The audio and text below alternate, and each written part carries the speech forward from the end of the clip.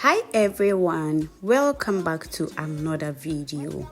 In today's video I am going to show you this porridge called kununkanwa, similar to hausa koko, but this one is a bit different. So kindly watch this video to the end as I show you the process on how to make this amazing porridge. I will first sift my millet flour, which is a bit roughly textured. So I will sift it to get rid of the chaff. For this recipe, if you use a very smooth millet flour, the outcome will be totally different. That is why we want to use a roughly textured millet flour.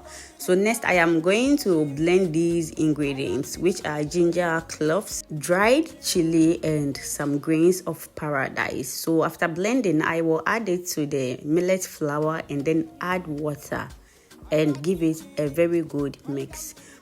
Please add the blended ingredients according to your taste, okay?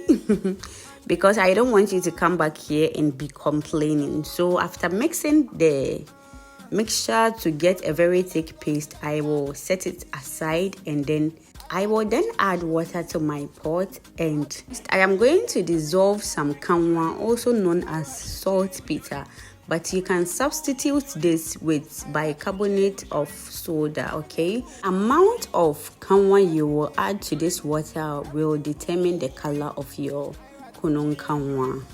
So I will allow it to come to a boil, and once it boils, I will off my heat and then add the paste and give it a good mix so everything is well combined before I on the heat again. I did this because I don't want to form any lumps in the cocoa. So after mixing, I will on the heat and then allow it to boil. And do you know I have hausa cocoa recipes right on this channel? If you haven't tried my hausa cocoa recipe, hurry up and go and watch that video and then try it out, okay? So here it has thickened up, and if you're not okay with the consistency, just add water and keep on stirring so you get the consistency you want. Some people want it to be lighter, other people want it to be in between, and some want it to be very thick. So just do it the way you want.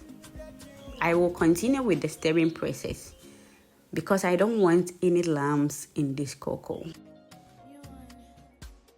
I will continue to add water till I get the consistency I want.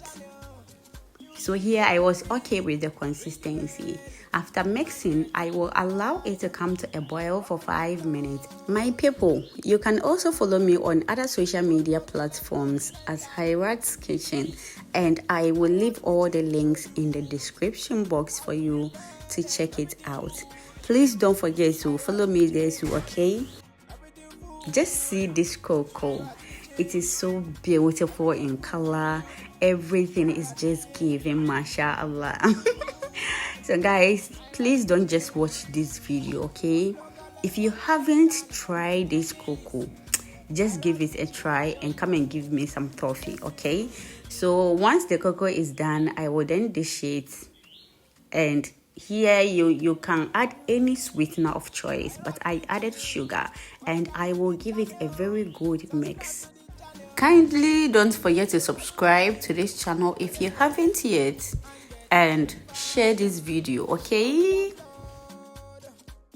And have you seen my peanut recipe on how to roast peanuts at home?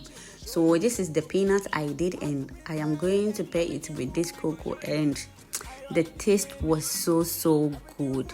And next I will add some evaporated milk, and for the milk is totally optional. You can just skip this part if you don't want it, okay? And I will give it a mix once again and then enjoy. Thank you so much for watching this video to this very end. Please don't forget to like this video, share this video so other people who haven't seen this porridge before can also see this video and then try it out, okay? Thank you once again. See you in my next video. Bye.